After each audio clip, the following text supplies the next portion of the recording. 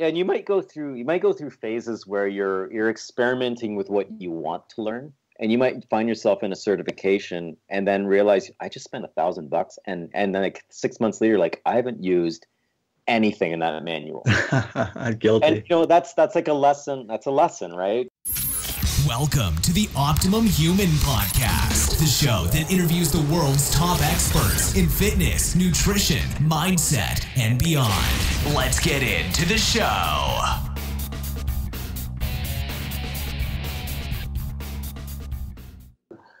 Hey everyone, welcome to another episode of the Optimum Human Podcast. My name is Brian McKay.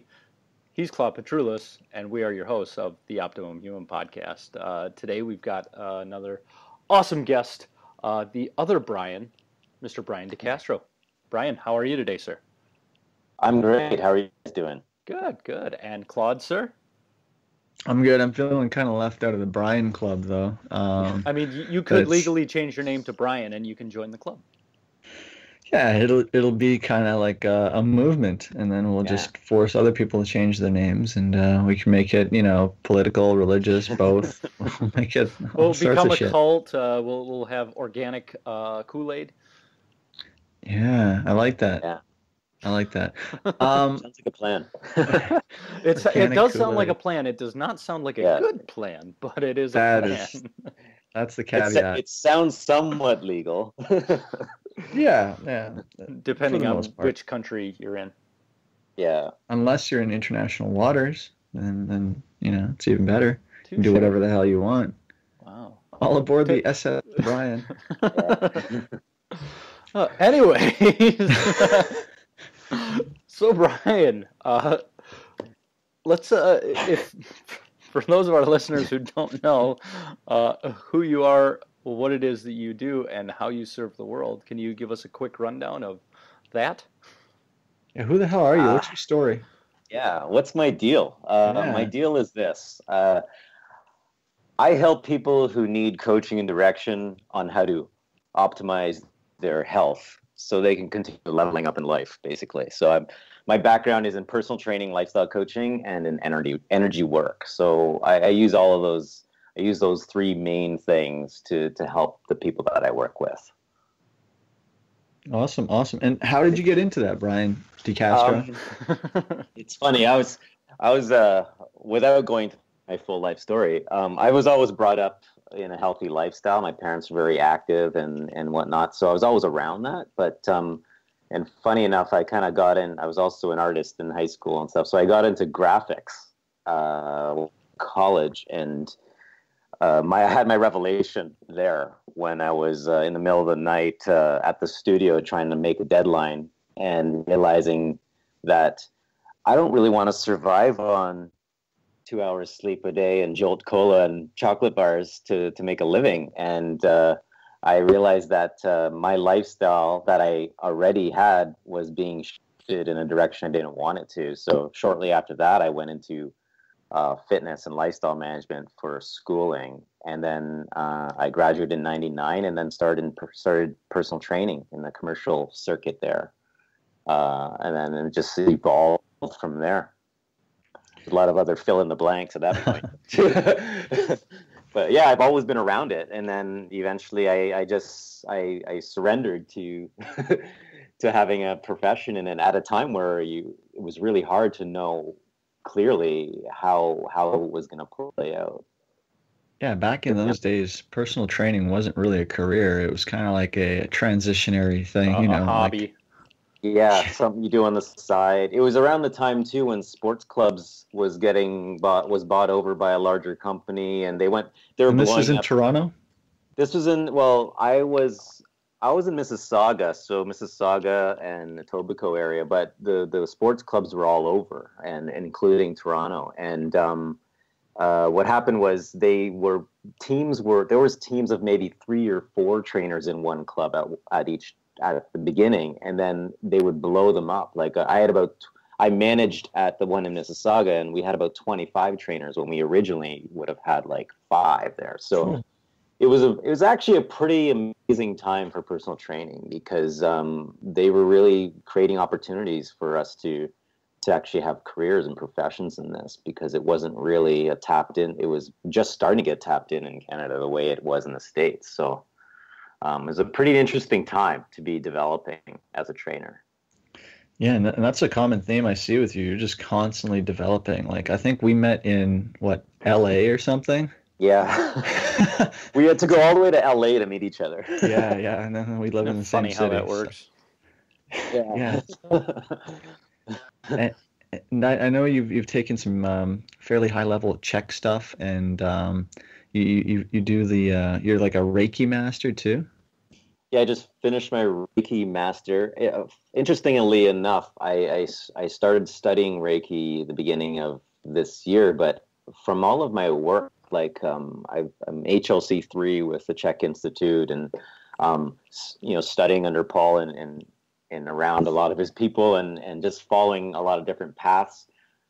Reiki was a very easy, a very natural fit for me when I took level 1. I was like, wow, when's level 2 sort of thing. So I already had a feel for a lot of the stuff that they teach you in the early levels. So, and when I do my coaching work with people, I always kind of thought it'd be nice to have something I could facilitate within the session as well, in case, the talking is not going as smooth with, sometimes there's a lot of things that people are talking about that they're really stressed out about. And sometimes the energy work helps in kind of settling them down. And how would you facilitate that? How would you integrate that into your, a session or, It would depend on what interests the client. Like, let's see, I might have clients I'm working out on the gym floor, and we get into discussions in between sets, and then I realize there's an interest of the client there that we can get into, but it probably isn't the right time on the floor. So yeah, loud music and clanging plates is usually not the best place for or healing having work. Or having a client just fall out in tears in front of you on the gym floor. It's not really good for business. No, I've been doing it wrong the whole time then. But sometimes in my consults too, I get into I ask them what their short and long-term goals are, and quite often those things sound the same thing. And then I ask them to expand on their long-term vision. Like, okay, say you lost the 25 pounds tomorrow, then what happens, right? So then they're kind of asked to go a little bit deeper, and then you see a lot more sort of personal things that come into play. If they were just healthy enough and fit enough and had enough vitality to follow through, and this X, Y, and Z would happen. So with the energy work, I can help work with the chakra system and with Reiki, with balancing the energy and stuff. So there's and I'm kind of very curious with stuff like this too. Like at first when I was learning it, I'm not gonna imply or claim anything here. Let's just try this, and you let me know how you feel after. And I think I help the client heighten their awareness about how things feel both before and after the session, and over time, working with more and more people, I realized there's some consistencies here and stuff. I don't know if that really answers your question, but it's customized to the client. There's not always an exact way, because I learned when I first started, I was also managing at another club in Toronto, working with a team of probably about 60 professionals, and there was a lot of times where we do performance reviews or do one-on-one meetings, and just to get trainers get stuck sometimes and they want to get motivated and stuff like that. So we would go into a coaching session. Sometimes I would use some of my HLC work from the Czech Institute to help them gain some perspective and go, wow, this stuff is awesome when you can use it in a real life situation. And the staff tend to really take to it. And that's why I got a lot of my additional practice before I got into what I'm doing now. Can you give an example of how you do that with a personal trainer in a coaching session? Like what tactic would you use, or is it just kind of like NLP? Just for people that kind of don't understand anything about the Czech HLC or Reiki. Yeah. So it would happen in a couple different ways. Some staff will say, Brian, I wanna meet with you. Oh, I'm frustrated with this or that or whatever. So I go, okay, let's book the meeting. They come into the meeting and I say, okay, what is in the next hour, how can we make best use of the time? Like, what is important to you right now? And they can say, I need more clients, right? And so I write that up on the board. And then we start hashing out the fundamentals of, okay, so how many do you need?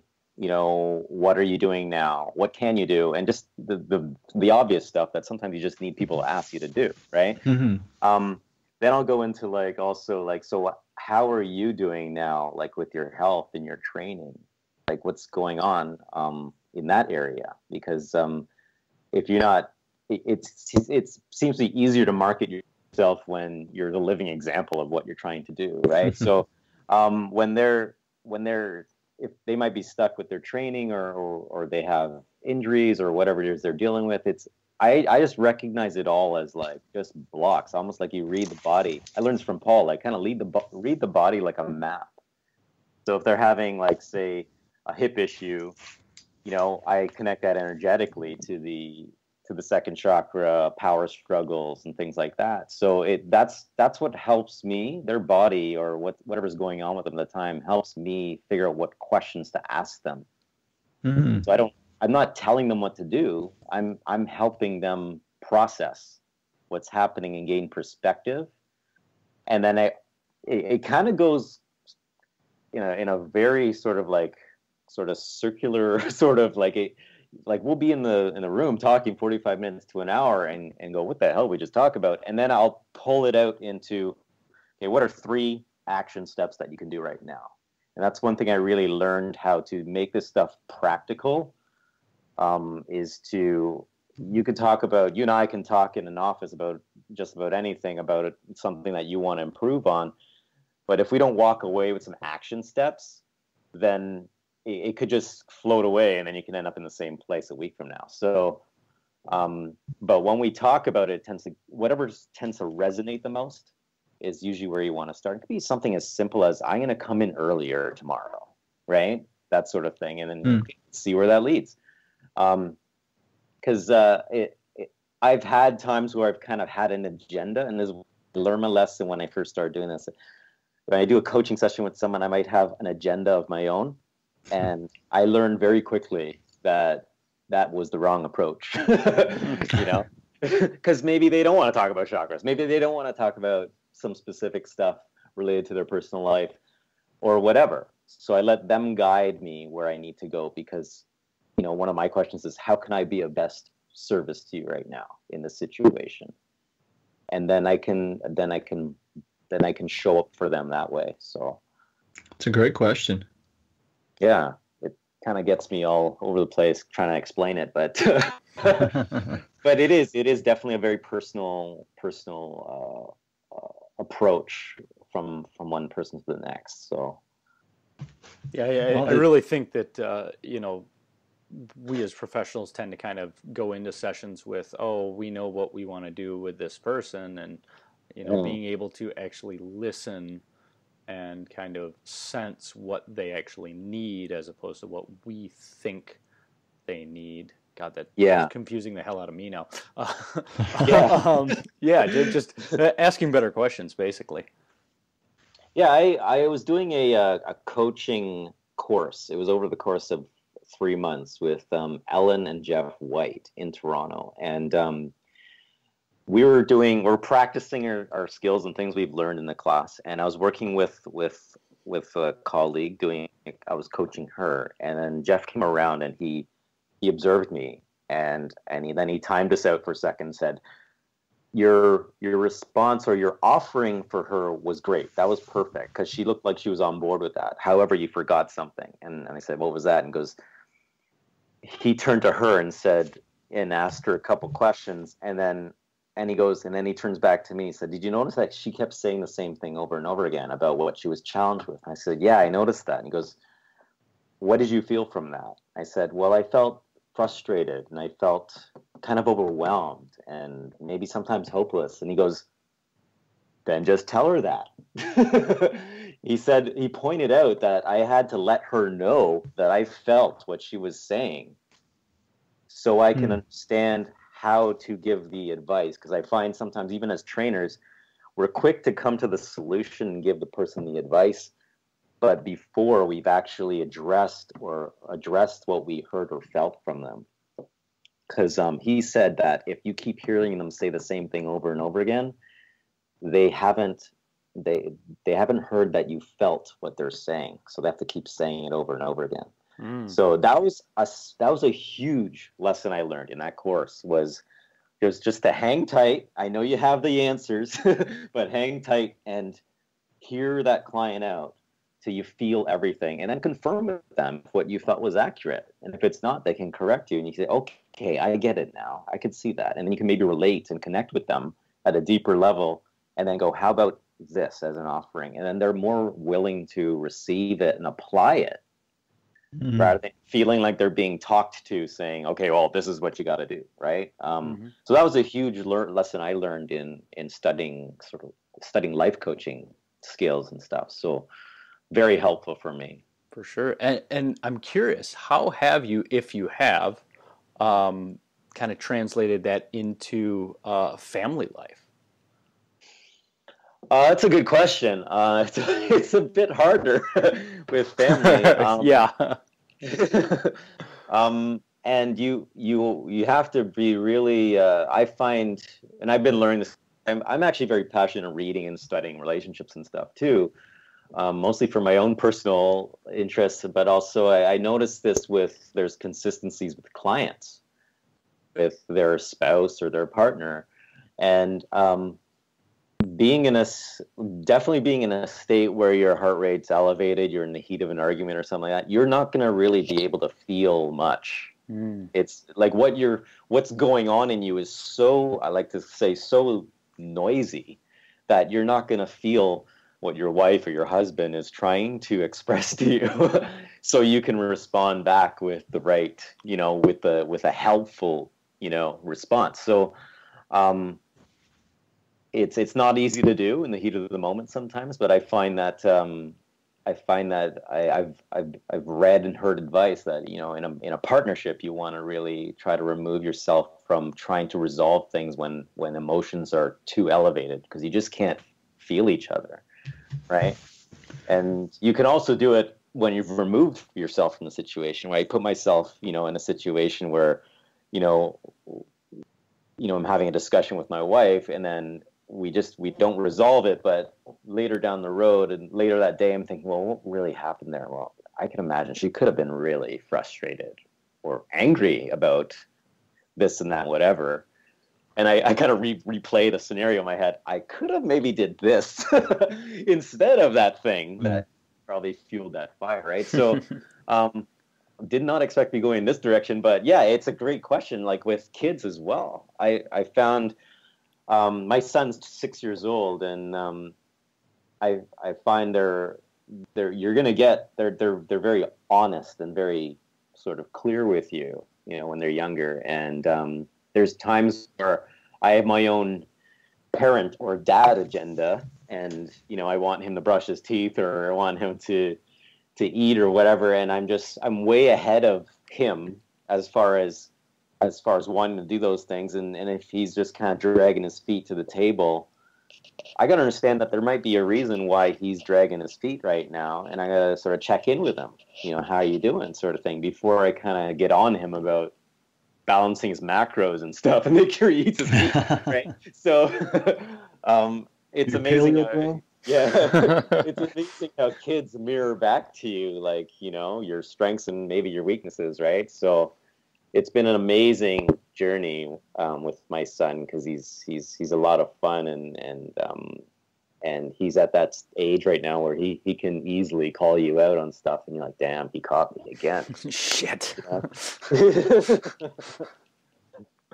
So it definitely carries over to family life if you can be mindful enough or present enough to show up for each other, at least in my point of view, I guess. Cool. I love that, and I love the way you basically said it, is being able to feel the other person as opposed to being all up in our own head and angry and whatever else when whatever the thing is going on. So I really appreciate the way you put that. Cool. Next time Brian McKay comes to Toronto, maybe we should all go feel each other.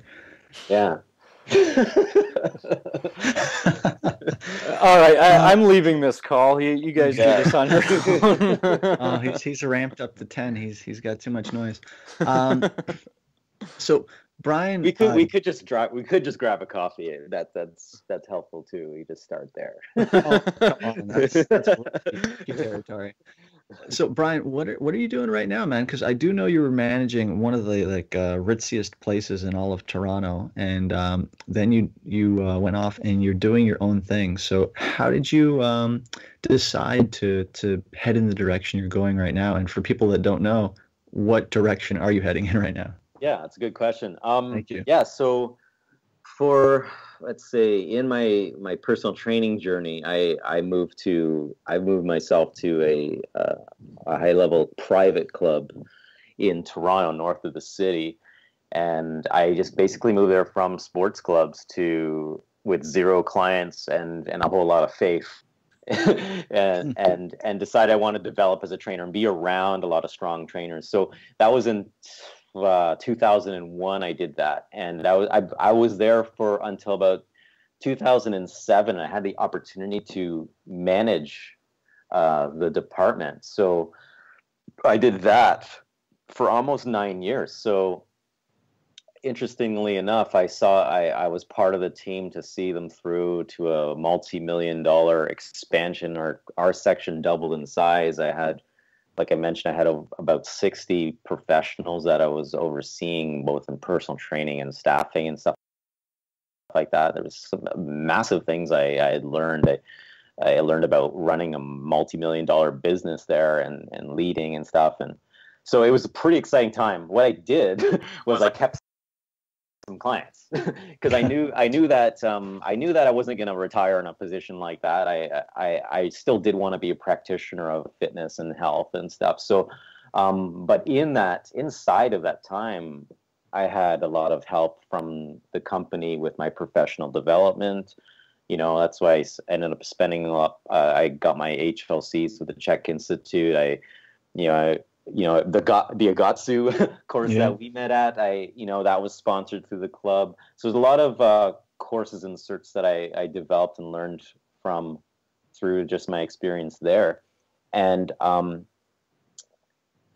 be honest with you, in the last couple of years in that position, it wasn't so much really me wanting to push myself. It was more so me feeling almost called to, for one, start building my skill set in the coaching and energy work that I've been doing, and working with people at much deeper levels, which I started doing with some staff that were interested with that and some clients. But then I realized that, wow, like whenever I do sessions like this, I'm like vibrating at this really crazy level where I just feel so, it feels so right. And in a management position, I don't know if you guys ever done management before, you're consumed with putting out fires.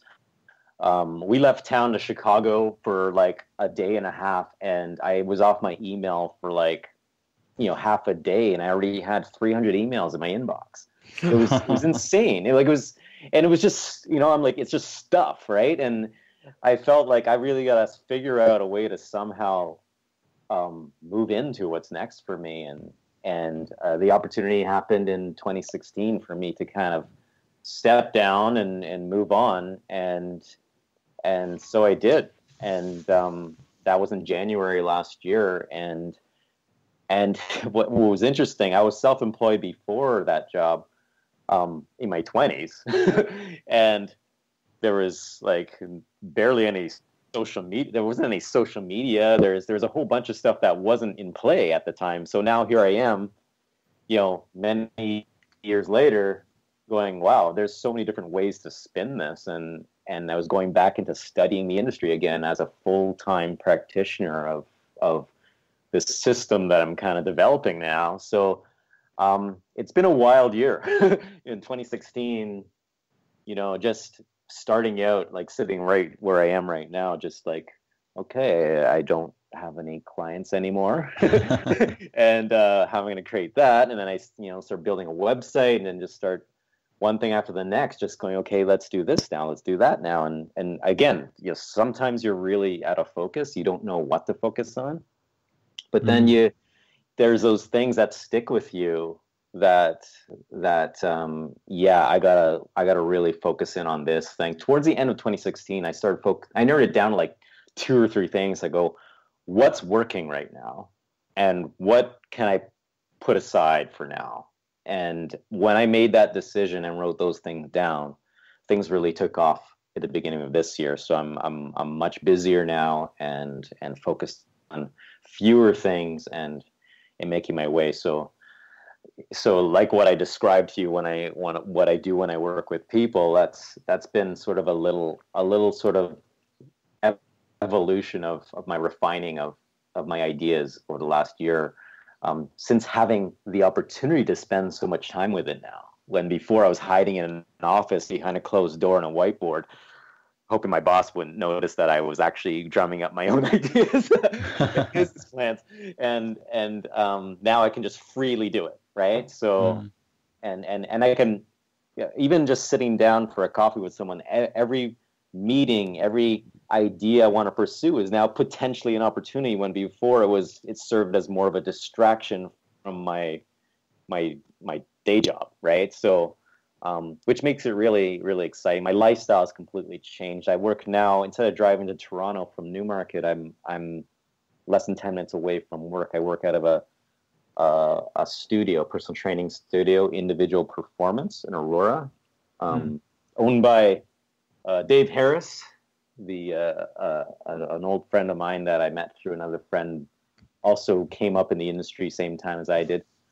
So I'm closer to home now. I'm closer to, like, my son his school is like 200 meters from the house, and my lifestyle's completely changed, right? Trainers have like that gap in the middle of the day a lot of the time. That gap is now spent often in my backyard or having lunch in my own kitchen now, rather than sort of killing time at a gym. So must feel pretty nice, Brian. It is amazing. Amazing feeling. Now, I do remember there was a picture of you in LA. I think you're on like a tablet, your phone, and a laptop all at the same time. Yeah, that was me in that other job. I was constantly glued to, kind of like how we get glued now to social media, but I was glued to that inbox and just being concerned I was really concerned about things that probably weren't really big concerns. Like, my colleagues knew I was out of town, so like it wasn't like there was anything I could do from California to change anything. But it's kind of funny. That was a funny moment there where which device do I want to answer my email from? Why not all of them? Yeah. Oh man, that is nuts. So I'll take this in the direction, I guess. I don't know if the lay general will appreciate this, but for trainers who are, in the industry, let's say, and they've realized they want to make this a career, what steps do you think they should take to make it, a successful endeavor? That's a really good question. And my head and heart is very much in this, that question and what you're asking right now, because I've also started teaching at George Brown in the fitness program there. And for one, the students much younger than me their mindset and their focus is a little bit different than ours. And really? Come on. Yeah. They come out You're going to either get swole. good or bad. But I think there's a real need for mentorship for postgrads. And a couple things that I tell them right out of the gate is, guys, you need to stick together. You need to stay in touch with each other. I'm available as well if you need to be in contact with me. Especially in the last year and a half, a lot of my clients or a lot of my work or opportunities have come from relationships I've kept, and not burning bridges anywhere, and just keeping a good reputation, and be willing to show up, even at first it might even be for free. You know, you gotta follow the things that you really love doing, or the environments you like being around, in order to build those relationships and be around for opportunities as they happen, right? So that's the first thing, is keeping the relationships and staying in contact with people. I just recently went to the CPTN, a pre-conference there a couple of weeks back, and I noticed that there were no millennials there. And back when I came out of school, I would go to every conference, and it was like a big deal for me. But we didn't have stuff we can download online and whatever, right? So maybe they're not there because they can get it online, but there's a huge difference between that and showing up and having the real life person in front of you that you can ask questions to. So I would say show up to events, live events. And, well, with CPTN, I do know it's not as kind of big or well known as, you know, like a CanFit Pro or ACE or IDEA or whatever. And the crowds that kind of go there, they've been in there for a while, like yourself. Yeah. So it's kind of like this unknown gem. But I do think you're right. I don't see many people, you know, in their early 20s. I was recently at a fitness summit put on by John Goodman from the Personal Trainer Development Center. Yeah. And I was actually pretty pleased. I mean, I saw quite a few people in their early 20s, and they were there learning about business, learning about fitness.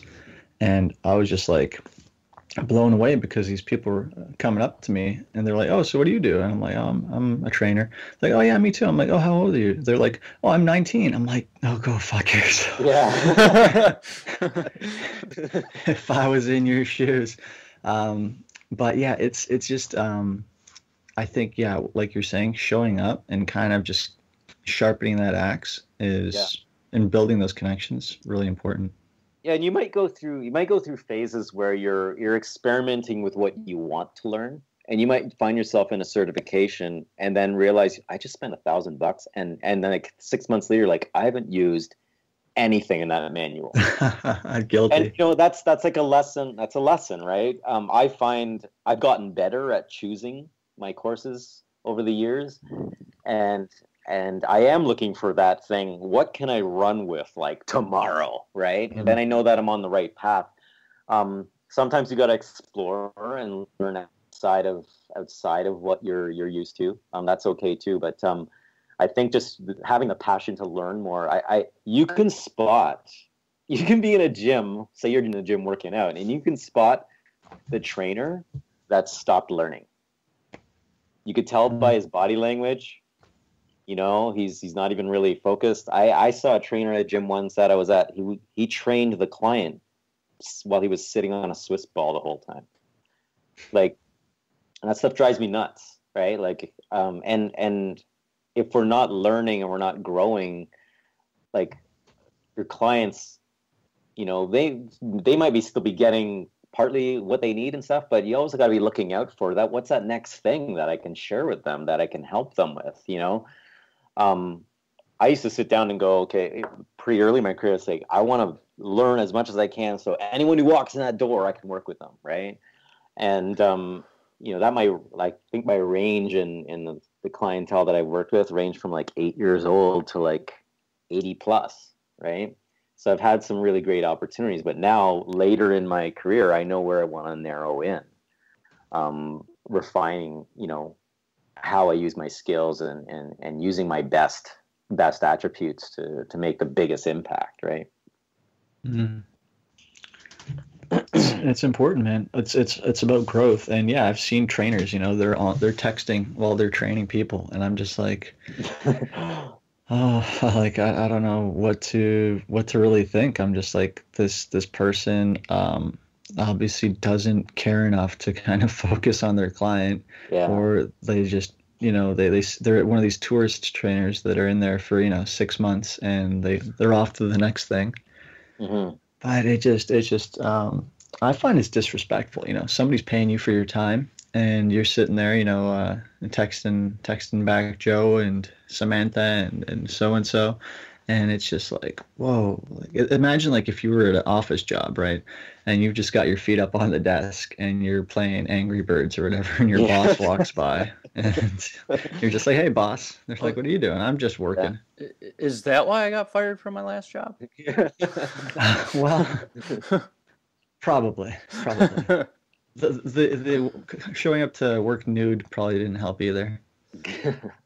Hey, I didn't tell anybody about that. How do you know that? It was in all the news reports, Brian. You don't need to tell people. Crap. Okay, fair enough. And all he needed was something to focus on. He needed more focus. That's all. He remembered to put his clothes on. Jesus. Oh, self-deprecating humor. It can be great sometimes, and other times it can just lead down a weird path. Yeah.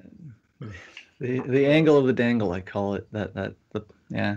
So, Brian, I'm kind of curious. Do you currently work yourself with a coach or mentor? Right now, actually, this is new for me. Actually, I just signed on with Jody Rumack.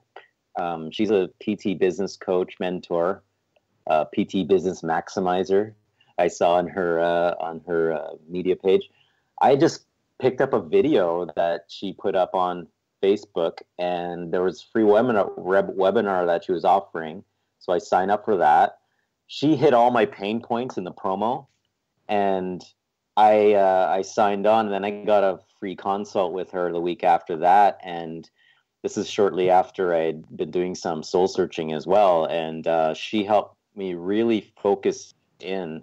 This is one area I haven't actually ever been coached in. Like, I mean, I've sought out colleagues that have been, more experienced in the game than I have.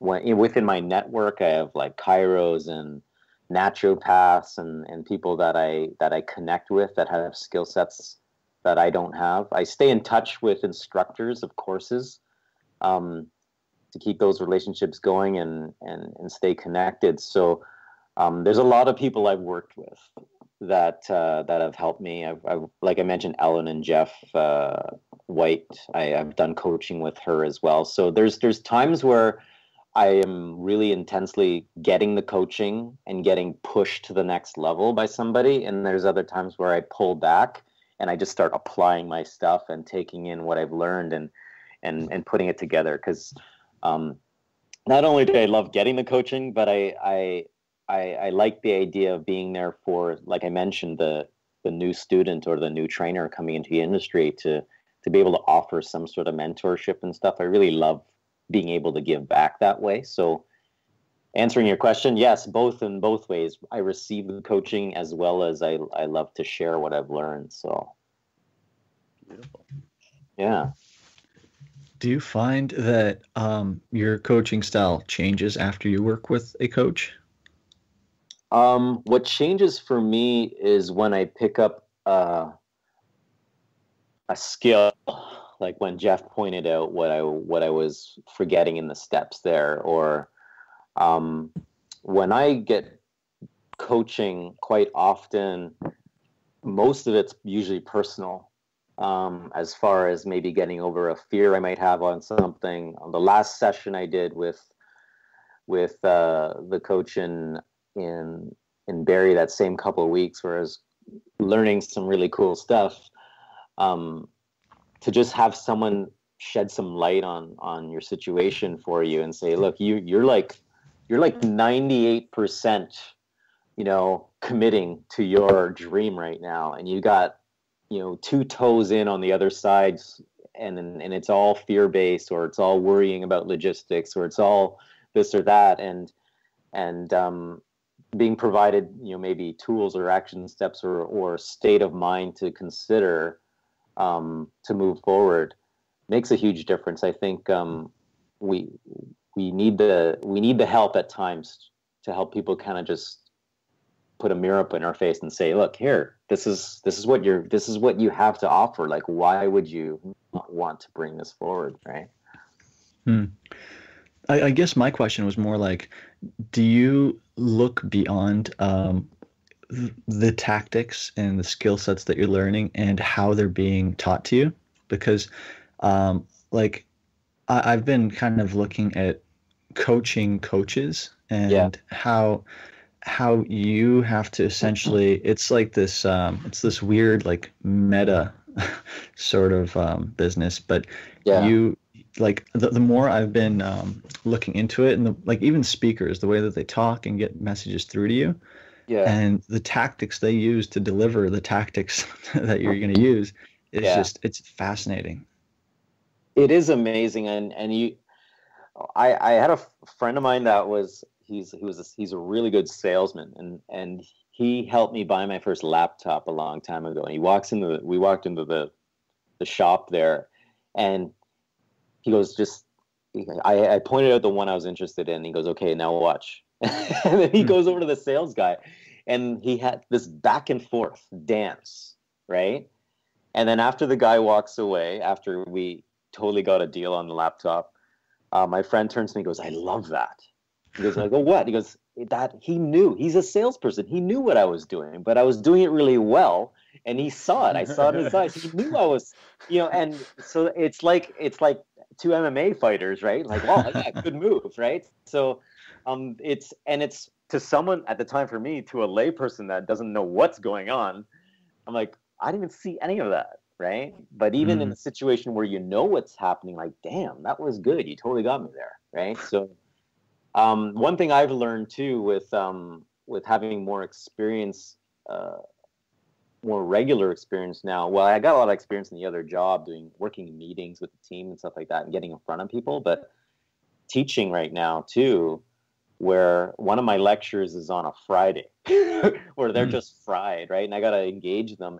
And like I'm working on a talk right now that introduces some principles, and after I introduce every principle, there's going to be an exercise. So flipping back and forth between the learning and then the application helps create that experience, and it helps embed the lessons in the experience, rather than just kind of sitting there and taking in a lecture and only taking in the beginning and the end of it and wondering what you learned in the middle, right? So so yeah, getting them up and down. There's a naturopath here in Newmarket. I won't try to pronounce his last name. I call him Dr. K. Dr. K is, if you look up Mindset Ninja, I did one of his courses, and he constantly had us getting up and down and changing direction in the room and standing up versus sitting during different times of the course, and explain the whole science behind that. A mind shifting, he calls it, where you go from an intellectual space to a more creative space. And I love that stuff. And that's how I've been using that stuff myself to come up with my concepts when I'm stuck.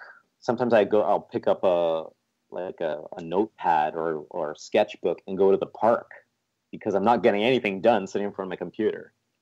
And it just charges me back up again and grounds me, and I can come back and just execute the plan on the computer, right? So it's a good tactic, change locations and see what happens. Yeah, for sure.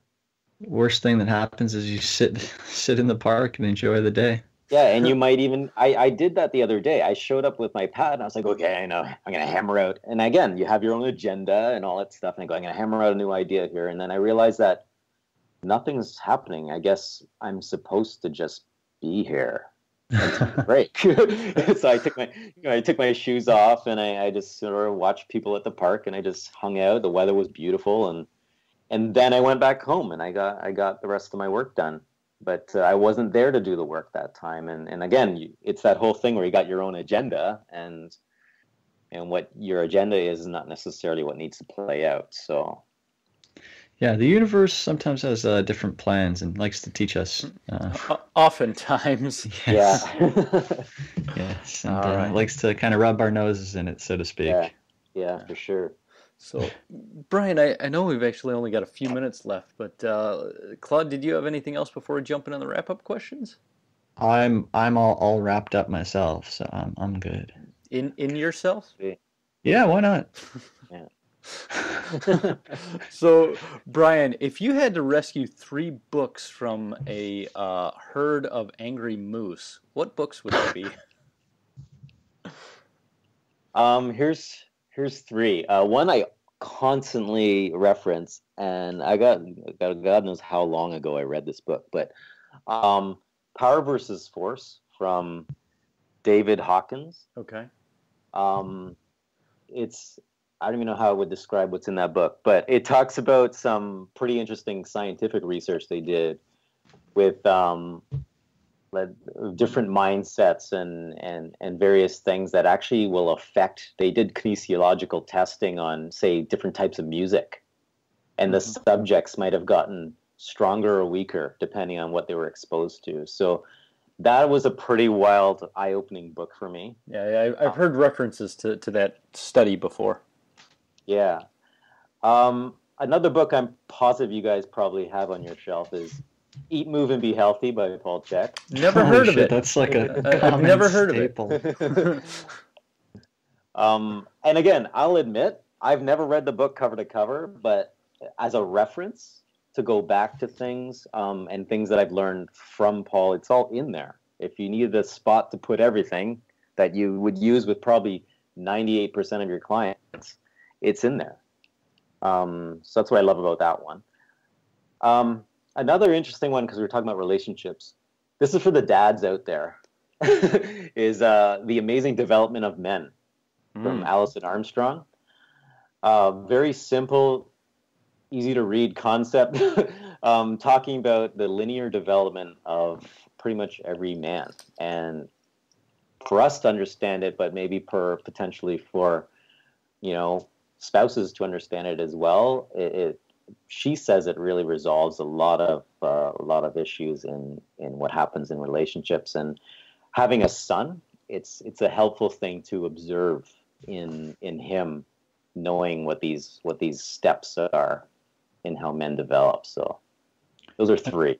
Another great one, if I may add to the list for relationships, is The 5 Love Languages. Yes, yeah, that is a fantastic book. Yeah. So if anyone's in any sort of relationship and you've not read this book, I recommend doing it. Yeah, I can pretty much assure you you're in a relationship unless you're stranded on a desert island somewhere. So you might be, and if you're that guy, thanks for listening, man. I know you got a lot of options, and maybe your iPhone is powered by solar panels, and can only be on during certain times of the day. So thank you for listening to us. Yeah. Beyond that, Brian. Brian, who would you want to hear on the Optimum Human podcast? So I assume you guys already have Anthony Robbins booked, right? Yeah, he's next week. Right. Yeah. Okay. Yes. Perfect. I figured that. I have. There's a few people that have come to mind when I was thinking about this. Was and people that I've, like you mentioned, who's mentored me or coached me. Personal trainer in Richmond Hill, John Paul Catanzaro. His business is called Body Essence. I don't know if you've taken any of his courses or whatever, but he's ran an extremely successful business starting from his home studio and branching out in a number of different ways. But he's pretty connected in the industry, and I've went to him for a lot of help in the past. So he's someone I'd love to have you guys chat with on the show. Dr. Ken Kanakin, founder of Swiss. Oh yeah, Ken's a nice guy. He's a good guy. He would be amazing. He would be an amazing one to have on the show as well. I mentioned Jody Rumack. There's not enough personal training business mentorship / advice that we can get out there. I think it's we can get business coaches, but we need business coaches that know our business, know what we do. Mm-hmm. Because there's other things that come into play that we deal with that it's really hard for like a generic coach to know, right? So absolutely true. Yeah. So Dr. K, Mindset Ninja, would be an interesting one too. He's got a lot of science behind the stuff that he teaches. He's also a naturopath in Newmarket. And I really liked Coach Paul DeAngelis. He's in the West End, Total Balance Fitness and Wellness Studio. I met him through the CrossFit Endurance Specialty Certification. And I like him for not only his programming, but as a coach, even more so. He's worked with athletes that do ultra distance. He helps them climb mountains. He's a pretty interesting guy, and I learned a lot from him when I met him. So those are a few. Yeah, thank you. Beautiful. Yeah, that's... All right. Well, we're booked up the rest of the year, Claude. Yeah, you guys, it's all taken care of now. Beautiful. So thank you, Brian. Cancel Tony next week. Yeah, and right. Get some of these other folks in.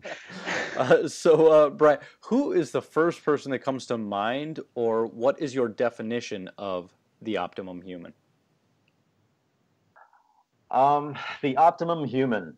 The optimum human, I believe, is someone that is always striving to thrive.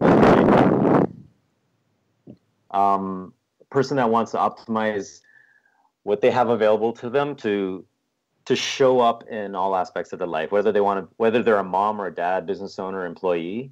I think whatever they want to commit to, they want to bring the most complete version of themselves to the situation. So they would access someone like us to train and to be healthier and have more energy and vitality. They're goal oriented, they're career oriented, or they have a business or whatever. Like someone that wants to really level up in all areas of their life. But there's a yin and a yang to it. So they understand that perfectionism isn't the goal. Like, I mean, you can't be perfect. There's times where you got to down. Unless your name's Brian. Yeah, you got to chill. Yeah, unless your name is Brian. Yeah, we're getting back on this, Claude. You're welcome. Yeah, so it's someone that wants to level up and is willing to do the work to make it happen, right? And it's not really a finish line thing, but it's just you want to bring the best version of yourself to every situation. I like it. Beautiful. Yeah, I like it too. And Brian, where the hell can people find out more about you? You can find me at thedomesticathlete.com. That's my website. I'm on Facebook and Instagram. I thought you were going to say Facebook. That's what I thought you were going to say too. I was like, wow, that hasn't been invented yet, I don't think. ChristianMingle.com. Right. Yeah. Like I mentioned, I trained out of Individual Performance Studio in Aurora for my gym, like private gym sessions I do with people. But I also do mobile or private work in the Aurora New Market area. So that's where I am. I'm north of Toronto, so that's my domain now where I'm going to be doing my work. So nice. I've got the west of Toronto. You got north of Toronto.